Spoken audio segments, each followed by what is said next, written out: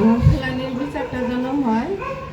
আর এই যে শেখ হাসিনা থাকাকালান্তি আমাদেরকে যে আশাগুলা দিছিল তার বাস্তবতা কিছুই করে নাই।